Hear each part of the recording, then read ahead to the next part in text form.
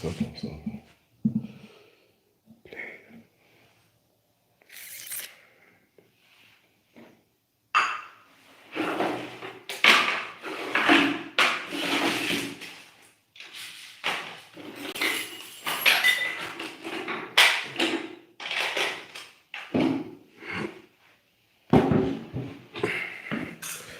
What's up, everybody?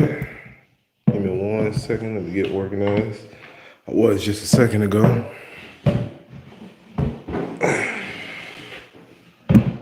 Here we go. Yeah, much better now. This video, we're going to talk a little bit about my cost of living breakdown as soon as I get set up.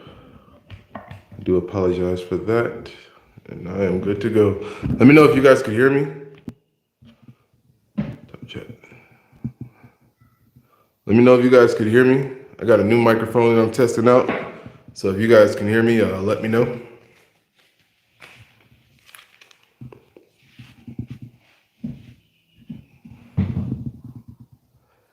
I'm going to go ahead and get started in a few. Hopefully anybody who is in or can hear me, you guys just let me know. Also, when you guys come into the video, go ahead and give this video a like, please. And like I said, this is going to be a cost of living video. Basically, it's going to be a breakdown of my cost of living here in Kampala, where I'm currently living at right now. Talk a little bit about rent, my utilities, food, things like that. If you guys are just coming in, let me know if you can hear me. I got a new microphone I'm testing out right now, so I want to make sure you guys can hear me clearly. Hello, Cynthia, how are you? Just want to make sure you guys can hear me okay, and I'm gonna go ahead and get started. If you guys can hear me, let me know. I appreciate it. And I'll go ahead and get started on this cost of living breakdown.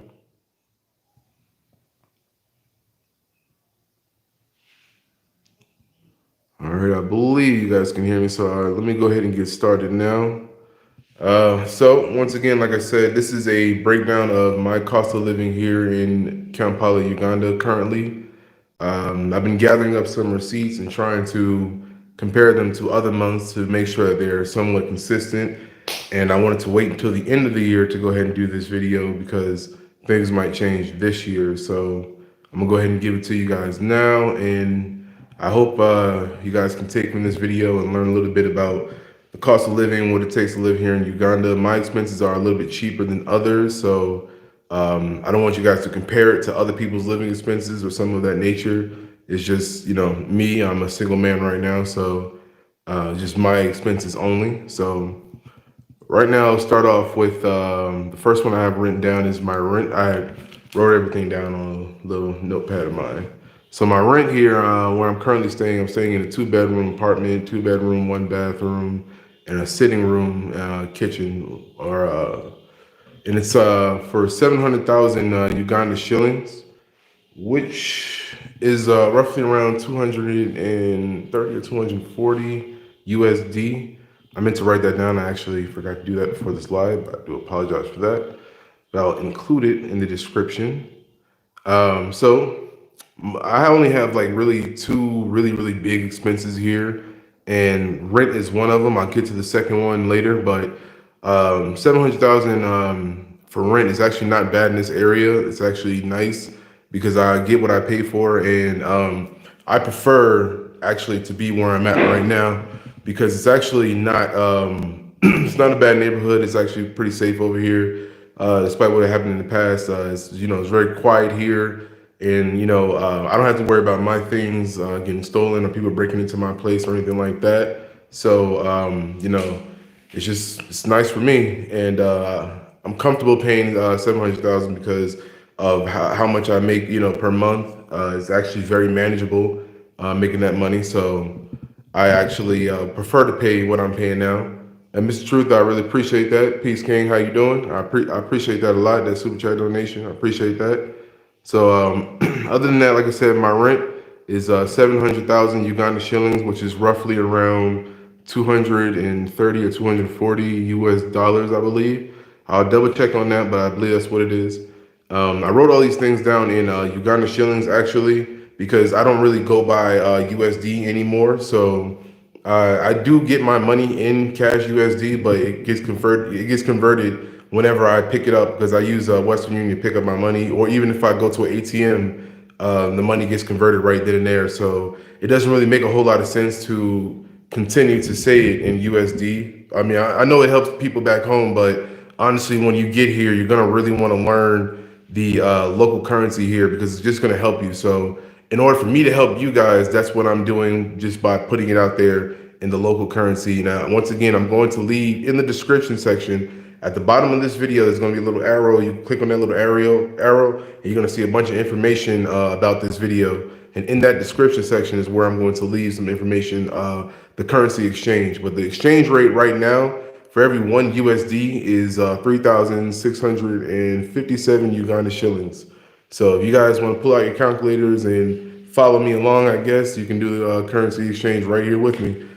So moving right along, my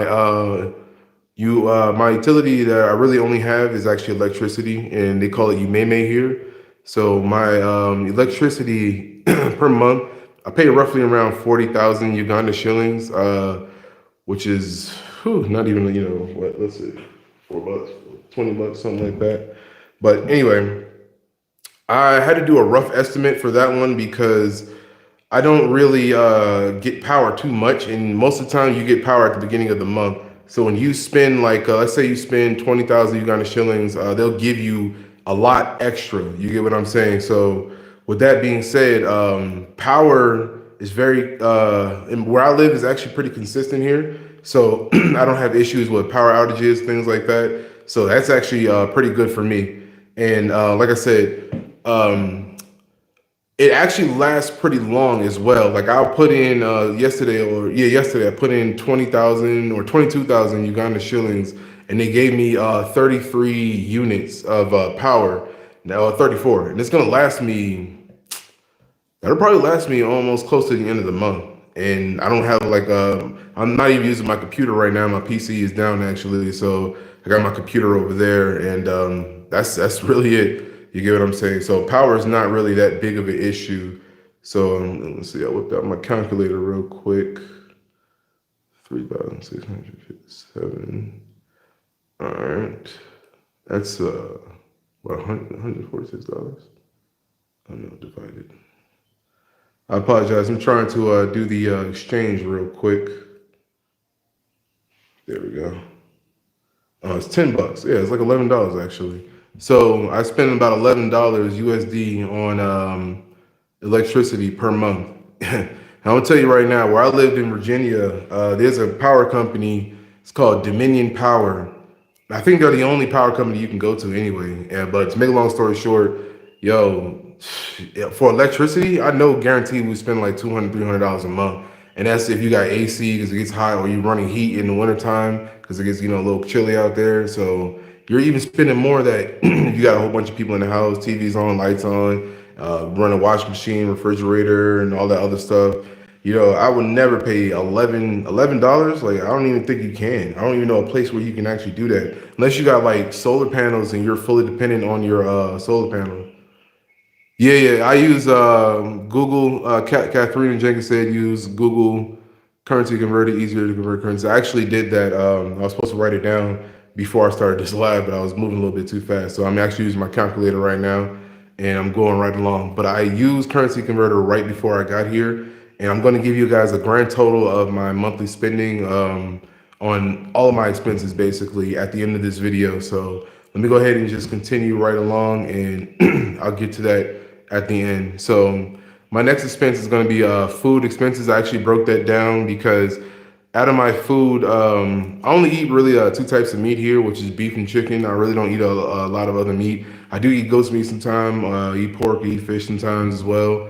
I don't eat a lot of pork. I don't eat a lot of fish. I don't eat a lot of goat, but I do eat it sometimes. So when I do eat it, basically, it's not enough for me to really include it on this video. So I only put beef and chicken on this video. So because a lot of the dishes that they people prepare here are really like, they have what's called chip chicken, which is chicken and French fries. That's something you get on the road if you don't really cook at home, you can get something quick on the road, or you can have somebody cook you at home. Right now, I got so a little bit of help at home, so I get we probably eat like meat a couple times a week or beef a couple times a week, and my expense for beef is 105,000 Uganda shillings, which is exactly, hold on one second. That is 29 USD. Yeah, 29 USD a month. So it's not even $30 basically. It's $29 a month for beef. When we're getting I get a kilo or half a kilo, excuse me. I get a half a kilo, and that's probably like about three times a week. So that's how I broke that down. That's how I got that expense. So half a kilo at 7,000 Uganda shillings, three times a week, 21,000, and then the whole month. So it's like 5 weeks. So that's how I broke that one down. Chicken was 240,000 because I eat more chicken than I do beef.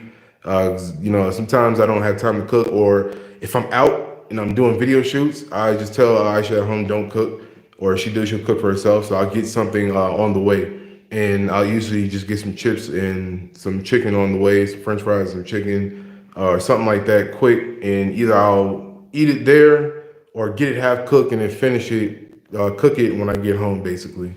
So that's my meat expenses right there. For my vegetables, like my tomatoes, matoke, potatoes, cabbage, lettuce, herbs and spices, stuff like that. That's basically what I get. Onions, garlic, stuff like that. That's about 100,000 Uganda shillings per month.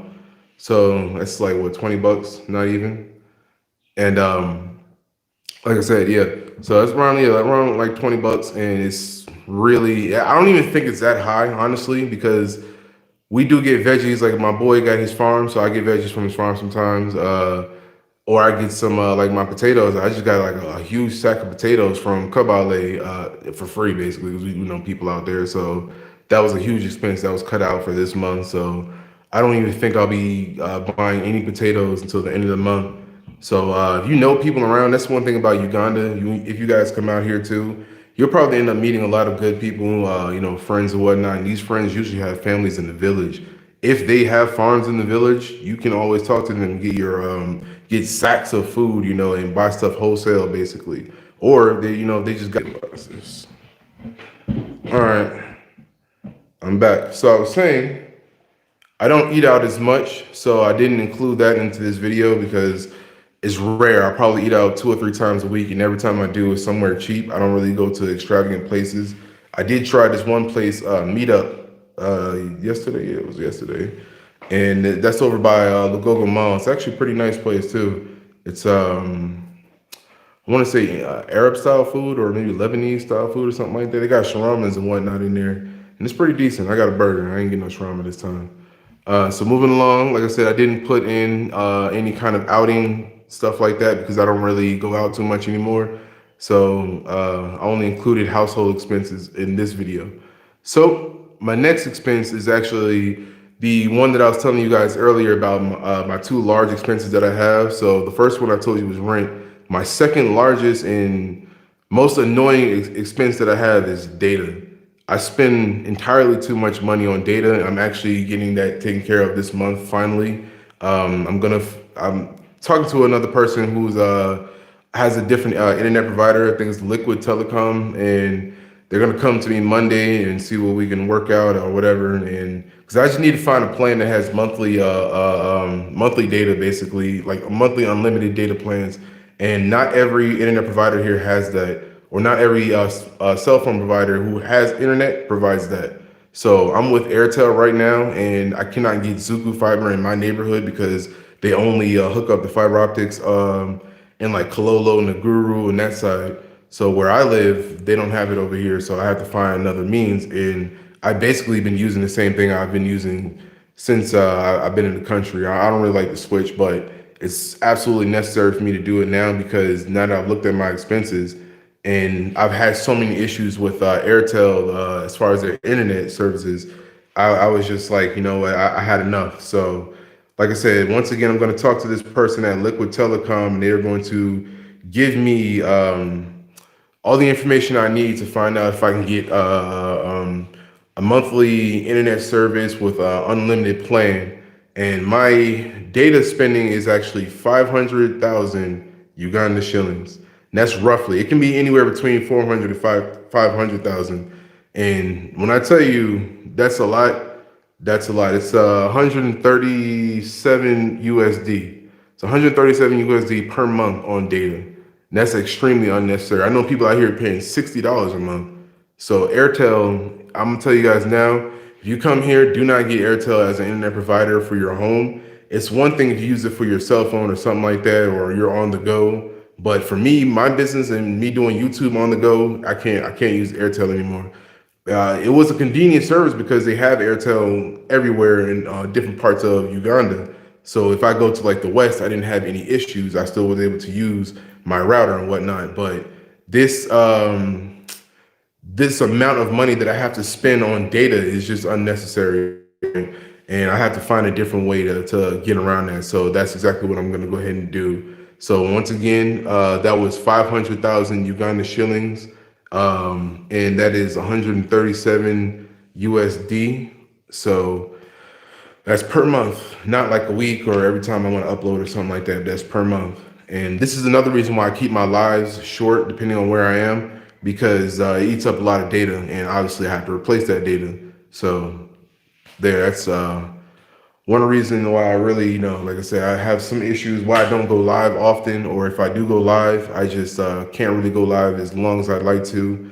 And as far as my household expenses, that's really it. I have some miscellaneous expenses like buying, soap, dish soap, and stuff like that, or body soap, hair products, deodorant, body sprays, things like that. But those things are extremely cheap here that it's really no point in even mentioning it because I don't spend nearly as much as what I would have spent over there.